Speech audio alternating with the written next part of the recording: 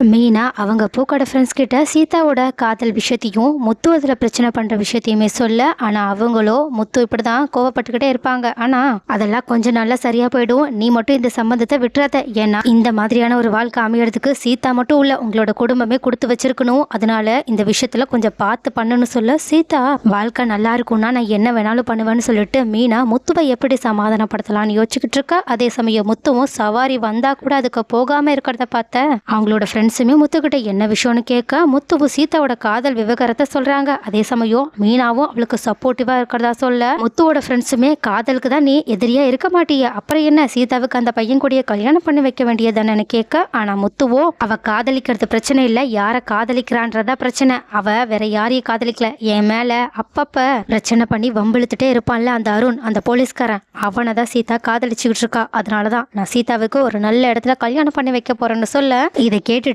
முத்துவோட friends அத்தனை பேருமே கை கொட்டி சிரிச்சுக்கிட்டே அவன் உனக்கு சகலையா வருவான்னு நாங்களே எதிர்பார்க்கவே இல்லைன்னு சொல்ல. இதுல கடுப்பான முத்துவும் அவங்களோட ஃப்ரெண்ட்ஸை துரத்தி அடிக்க. அதுல அவங்களோட க்ளோஸ் ஃப்ரெண்டுமே ஏன்டா இதுக்கு போய் கோபப்பட்டுக்கிட்டு இருக்க, கொஞ்சம் பொறுமையா யோசிச்சு பாரு, அந்த அருண் என்னமோ நம்ம பண்ணதுக்கு திருப்பி தான் பண்ண மாதிரி தெரிஞ்சதே தவிர அவன் கொஞ்சம் நல்லவ மாதிரி தான் தெரியறான். அது மட்டும் இல்லாம அவன் கவர்மெண்ட் வேலையில இருக்கான், கை நிறைய சம்பாதிக்கிறான், சீதாவையும் கடைசி வரைக்கும் நல்லபடியா காப்பாத்துவான், ஏன் நமக்கு கூட ஏதாவது பிரச்சனைனா அவன் உதவி பண்ணுவான்னு சொல்லிட்டு அருணை பத்தி ஆகா ஓகோன்னு பாராட்டி இந்த கல்யாணத்தை முடிச்சு வச்சிருன்னு சொல்லிக்கிட்டு இருக்க. ஆனா கடுப்பான முத்துவும் நான் செத்தாலும் அது நடக்காது, அந்த அருணுக்கும் சீதாவுக்கும் கல்யாணத்தை கனவுல கூட யாரும் பண்ணி வைக்க கூட நான் விட மாட்டேன்னு சொல்லிட்டு கோவத்துல கொந்தளிச்சுக்கிட்டு அவங்க பாட்டுக்கு தன்னோட டாக்ஸி எடுத்துட்டு கிளம்ப. அப்ப கரெக்டா அவங்களுக்கு எதிரில் ஒரு சந்து வழியா திரும்பின அருணோட டூ வீலரும் வருது. அதுவும் ஆரன் அடிச்சுட்டு வந்ததை முத்து கவனிக்காததுனால இப்ப 2 வண்டியுமே போக இடம் இல்லாம நின்னுக்கிட்டு இருக்கு. இதுல ஒரு வண்டி பின்னாடி போனாதான் இன்னொரு வண்டியால போக முடியும். முத்துவோ கெத்த விடாம